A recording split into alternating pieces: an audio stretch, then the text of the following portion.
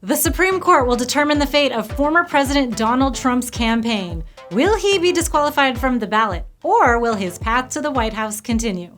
Plus, homesteaders and Tradwives are taking social media by storm, reminding us of simpler times and stirring up some controversy. We also discuss overdraft reforms and a new hope in cancer treatment, a personalized vaccine for every patient. I know we are all getting so sick of the election, but unfortunately, it is far from over. The U.S. Supreme Court is now going to determine whether former President Donald Trump is eligible to run in Colorado's primary after the state booted him from the ballot, citing alleged violations of the 14th Amendment, which disqualifies public officials who have engaged in insurrection from serving office ever again. The case is scheduled to start next month on February 8th. Maine has also disqualified Trump, but its decision to remove him from the ballot is on hold until the Supreme Court rules on Colorado's ban. Challenges to Trump's candidacy have already been filed in 35 states so far. So if Colorado wins this case, Trump is likely not going to be able to run in the general election or possibly ever hold office again. Tyson, he's the GOP's frontrunner, and obviously he is a divisive figure in American politics, so this outcome is going to be controversial no matter what the court decides. Trump is also waiting on a federal appeals court to determine whether an ex-president is immune from criminal charges stemming from actions taken in office. Specifically, whether he's immune from prosecution over alleged efforts to overturn the results of the 2020 election. Trump and his lawyers argue that a president must have full immunity, or it would be impossible for him to properly function.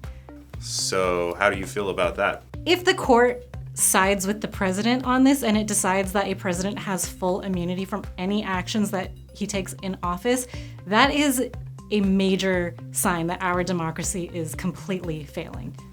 Yeah. And there are no checks and balances. Yeah, that would be bad news. And, another sign of bad news that I have noticed in my real life, I have different friends that are from all walks of life. And I do have some conservative friends, and one of them has told me that they went to another country that happened to have a dictator in charge. And he told me, you know what, it's not that bad. As if implying maybe that we should have a dictator in charge of America. That's the mindset some people are in now. It's also such an American point of view to go somewhere else, visit for one day and be like, oh, everything looks great. I had a coffee. Yeah. It was awesome. They're not subject to the rules and regulations of that country. Right. They're also being, taken care of because they're tourists and they want to get money from that. Yeah, they don't have to live there. They don't have to suffer the consequences of a dictatorship. That's the most ridiculous thing I've ever heard. Well, I'm just sharing that, of my conservative friends, they're leaning towards that mindset. Some are. And that's not good news. It's not good news. I want to live in a world where one day we have two good choices for president, and we're debating over, ways to help people in the planet as opposed to, on the brink of civil war over one of two terrible choices that only help corporations. Yeah, unfortunately, we are at the point of the lesser of two evils, but it's still two evils. And what I mean by evil is that people are overwhelmingly unhappy with either selection, whether it's Biden or Trump. Sure, they have their small fraction of wild supporters, but this is not the majority of people. So you have to take the option that most aligns with your overall political view, and that means oftentimes voting for somebody that isn't really going to make your life better. It's just gonna maybe not make it as bad as what you think the other side is gonna do. There's no people reaching across the aisle anymore. There's very few in Congress that are actually trying to change things for everybody in America, as opposed to just their tiny, portion of supporters. The reason the outcome of this case is so important is because it's really going to show us how healthy our democracy is or is not. It is getting to the point where our Supreme Court has a supermajority, conservative supermajority. So it's incredibly partisan. The American public doesn't even trust them to do what the majority of citizens want them to do, which is to uphold the strength of our democracy. This is really going to show us whether we are strong or we are corrupt and we're falling into what other countries have fallen into. Having a super partisan supermajority in the Supreme Court isn't illegal. It's just incredibly corrupt. There are a lot of talks about court reforms that would add more justices and put in term limits, because there are no term limits right now. Yeah, is there a possible future where the Supreme Court allows a presidential candidate who has been convicted of crimes to just be able to be the president again? And then every possible future president, if there is more presidents, will be able to commit crimes also? Yes, that could happen where they implement a bunch of Supreme Court justices who now overturn the law and say that it's okay not to have presidential term limits either. That has happened in other countries. 2024 is going to be a wild year. Let's go! January right now, this might be the chillest month of the year. Like, just enjoy it while it lasts for another couple days. Absolutely. Yeah, another problem that I see is that some people who just are passive about the whole thing, because it's awful, you don't want to get involved. Yeah. But they're so passive to the point that they believe in evenism, as if both sides are evenly bad. And I think that's also a dangerous mindset, because one side wants to move us towards a dictatorship at this point. Right. End of sentence. Yeah. Where we'd have a scenario where we'd have no democracy at all, and at least we still have some democracy, but God, I don't even want to talk about all this. Whatever, this is so, let's get to the next story. Tradwives, they're all over social media. Tradwives are all over social media, offending girl bosses and CEOs everywhere. But are traditional housewives onto something, or are they espousing dangerous far-right ideology, as some of their critics claim? My friends and I are absolutely obsessed with the Mormon tradwife, Ballerina Farm on TikTok. We hate her, we love her because she's perfect and beautiful and has 8 adorable children, and she makes cheese and freaking sourdough bread for her 6 million followers. And we're just a bunch of old 30-something workaholics living in the city. The only sourdough we're making is after a round of antibiotics. This is a TikTok thing? Oh yeah, this is a TikTok thing, a major TikTok thing. I'm not on TikTok, so I don't know, but okay, all right. Well, tradwives care about traditional values and gender roles. On social media, they also care a lot about the 1950s aesthetic. Tradwives are homemakers and mothers who submit to their working husbands, which is really what makes them so controversial. They're also overwhelmingly white and affluent. Some tradwives promote fundamentalist Christian ideas and controversial takes on gender, identity, and race that can get lost in the 1950s aesthetic. So how do you feel about that? As a feminist, I think it's okay for women to truly want to be traditional housewives. There's nothing wrong with that. And for women to want to adhere to gender roles, as long as it's something that they really want to do and it's not something that they're being forced or pressured into doing. Because women did fight for the right to vote and for the right to have jobs and leave the home. Yeah, I guess you could go one of two ways with this. On one level, it could be a good thing. On another level, it could be a bad thing. For example, I'm starting to think of things like The Handmaid's Tale. Have you seen that show? Yes. You know, it could be a bad thing if these women want all other women to move in that direction and we have to live in a Handmaid's Tale type of scenario. Yeah, and also this is a small minority of people on social media. This is not the overwhelming majority. And what cracks me up is some of these girls aren't even moms yet or wives yet. So they're hashtagging tradwife, but they're just like tradwives in training, just young girls who are watching videos and wanting to dress like they're in Mad Men. Well, you're right. Mad Men did look like a lot of fun. Yeah. Until you watch the show and then you see that, there were definitely downsides of living in that suppressed sort of scenario. Yes. And they wanted to escape from that. It reminds me of, my mom told me a story of like when she was growing up, she was one of the first women who broke through the glass ceiling at her company and she wanted to be a manager of the company. And she was told by the higher ups, like, they will never hire a woman. You should give up on that. And then she eventually, kept fighting for it and she broke through and she got to be the manager of the company. And so that was a great progress for her at the time. Yeah, and similarly, my mom was expected by her parents to just become a wife and a mother and to not go to college. And she really had to pay for her own way through college to make that happen, to stand up for her right to have a career and make a life that she wanted for herself. Right. So like our previous generations have really gone through a lot to get where we are now. So to think that there might be some people that are resentful of that and want to go backwards is a sign of the times, but maybe they're not all of that philosophy, and maybe we're just afraid that that's what they want. I don't know. I have family members that are more traditional, and I think that works for them because I looked into Jungian psychology, and there's 12 archetypes, and one of the archetypes is the caretaker archetype, and I think my family member definitely is the caretaker archetype. They want to be at home, they want to cook and clean and make people happy so that they can live a better life. But the problem arises when we think that all women should be doing that. We also don't have much work-life balance in this very capitalist society where most of us have our identities wrapped up in our careers, as opposed to if you go to Europe, a lot of people there, even though it's capitalist, they, go to siesta and they take a bunch of hours off in the middle of the day. Women like me who work all the time, we definitely kind of can see the romanticized view of like staying home, going to yoga, getting your nails done, like being a quote unquote trad wife. First season of Mad Men, romanticizing it to hell, yeah. Yes, and actually Ali Wong, the comedian, she has a really hilarious bit about this. I think feminism is the worst thing that ever happened to women. Our job used to be no job. We could have done the smart thing, which would have been to continue playing dumb.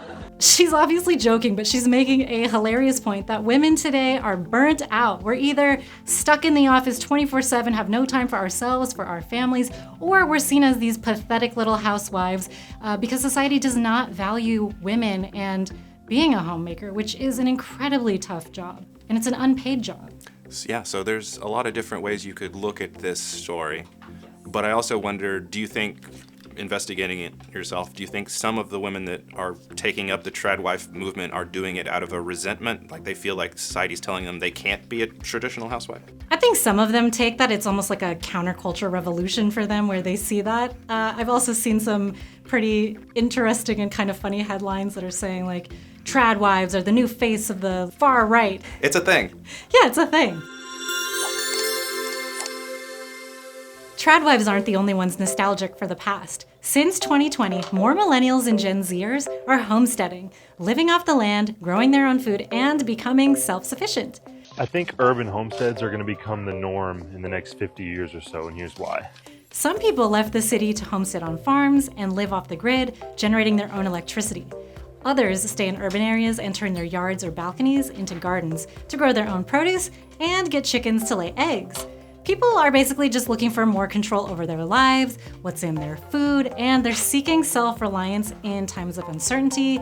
During the pandemic, a lot of supply chain issues, so people couldn't necessarily get the medicines that they wanted, or toilet paper, things like that. So I think a lot of people at that time started thinking a little bit like survivalists and also just kind of returning to a simpler lifestyle, even though it actually seems a little bit more complicated because you can't just go to the store. You would be making your own things, but you understand what I'm saying. I was going to ask, so how do you feel about this homesteading movement? I love homesteading. I want to do it myself. Unfortunately, I have a pool that's kind of in the way of any place that I would make a garden, but I suppose I could get some like little tiny pots and start growing blueberries and, become a little trad wife myself. Yeah, I consider myself to be more progressive minded because I want to live in that Star Trek scenario that we've talked about before, more holistic society. But I actually had a realization recently that I think actually I'm conservative. I'm just more conservative than the conservatives that want to live in the 1950s. I want to live 4,000 years ago when we used to live off the land and had farms and livestock and we had like a tribal society and we all took care of everybody. And we all died of cholera, etc. on the Oregon Trail. Things weren't perfect, but I'm being idealistic too, just like conservatives. Yeah, I love that. Oh, that's adorable. Yeah, but there were civilizations in the past that were more holistic and cared about each other, and we weren't like having taxes and IRAs and like all the terrible things and unemployment. Everyone had a job because there were things that needed to be done. Yeah, and one thing that I really like about the homesteading movement is that these people do see a sense of community because they know that they can't really survive on their own. So they do have a little bit more of a small community-minded way of thinking, which for people in a big city like Los Angeles, like us, that seems absurd because you walk down the street and you just don't make eye contact with people because if you do, you're weird. So I really like this. I like this kind of like wholesome return to the land. I mean, in the right community with the right people, it can work. My dad has started a farm of his own since he's retired, and I think that's really great. And I think that more people should start growing their own food because reading that book on climate change, food's just going to get more and more expensive, and that's probably a really good idea. The Consumer Financial Protection Bureau has proposed a new rule that would cut the average overdraft fee in half. If you've ever swiped your debit card to pay for something only to realize later that you didn't actually have enough money in your bank account, you're not alone. We've all been there. Unfortunately, your $5 milk trip to the grocery store might end up costing you an additional $35 in penalties if funds in your account are insufficient. Overdraft fees were designed to help banks pay for the loan that it gave you to buy that milk that you couldn't afford. So in this case, your debit card actually became a very super high interest credit card. And this made sense back in the day when most people paid for things by writing checks. When our generation can't really understand that, but my mom did that. And it made sense when people got mailed paychecks rather than direct deposit because those had long clearance period. But as technology has improved and people started using debit cards, banks started taking advantage of the poor by imposing these exorbitant overdraft fees instead of just declining transactions that customers couldn't afford. Now, I know that is also a controversial position about the reforms, is some critics of these proposals say that poor customers rely on that milk purchase to go through even though they can't afford it. So that's another way to think about it too. Well, I don't think it that way. Look, overdraft fees ultimately generate billions of dollars in bank revenue every year, and those billions come from just a small fraction of the bank's poor. Yeah, so this story affects me personally because when I first moved to California, sleeping on friends' couches, and I was, looking for work, and, I got a lot of overdraft fees back then. And, I got so many of those little cards in the mail they would mail you to tell you that we've taken $35 from you that you don't have. That had so many of those cards that I was like, I'm gonna just wallpaper the wall with them. And it would be the most expensive wallpaper anyone's ever seen. So yeah, I think that does bother me because I was like, why does it have to be so much? $35? Some people do that 3 times in a day and then you've got a $90 fee. Yes, and it just doesn't add up. So a carton of milk, getting charged $35 for that as a penalty, that doesn't make any sense. Even a high interest credit card would not cost you that much. Yeah, right. It's not on a sliding scale. It's just like a one fee for no matter what size purchase you made. Yeah, this story is just one of those things where it just shows that the wealthy and corporations will take advantage of the poor if they're allowed to. If no one ever stands up for the poor, they'll just keep doing it. There was even the story of that one CEO of that bank a couple years ago that named his yacht the Overdraft because overdraft fees paid for a whole person's extra yacht, a multi-million-dollar yacht. That's crazy. The FDA has cleared a groundbreaking new cancer vaccine for phase 3 clinical trials. The new treatment is known as a tumor lysate particle-only vaccine. People get sick from cancer because the body thinks that tumor cells are normal cells, so it doesn't fight them. Traditional treatments like chemotherapy end up killing both cancer and non-cancer cells, which leads to side effects like nausea, hair loss, vomiting, and so on. So how does this vaccine work? The vaccine helps the body differentiate between good and bad cells. It makes tumor cells appear as if they are harmful to the body, which stimulates the immune system to eliminate them. Each patient's vaccine is personalized by using samples from their tumor to create a custom vaccine. And how successful is that? In phase 2 clinical trials, nearly 95% of stage 3 and stage 4 melanoma patients who received just the vaccine were alive 3 years later, and 64% were still disease-free. This is a major deal. And to break it down a little bit better for you, among stage 4 cancer patients, the disease-free rate was 68% compared to 0% in the placebo group. So the evidence that this vaccine works is incredibly strong. And the side effects were minimal, just redness and pain at the injection site, a little bit of fever sometimes, and fatigue. That is a lot better than the side effects that you get with chemotherapy and radiation. So this could be a really promising development in the search for a cure. Yeah, cancer is a real bummer. It's like there's not one person that doesn't know someone that's not been affected by it or died from it. So I would hope that at some point in our lifetime there is some sort of thing that makes it better or cures it outright. So, I guess this could be a positive story, although there are a lot of people that are terrified of all vaccines, so what a world. Yeah, and people who are terrified of vaccines, let's just see what happens. If they get cancer and they're presented with these amazing statistics, let's see what route they choose. If you're presented with life and death, maybe you're gonna be a little bit more likely to take the vaccine, or you'll just go back to using traditional treatments that maybe are not as effective and have worse side effects, but at least you'll have options. If you like this episode, be sure to subscribe for more stories like this. Thanks for watching. I'm Brigida.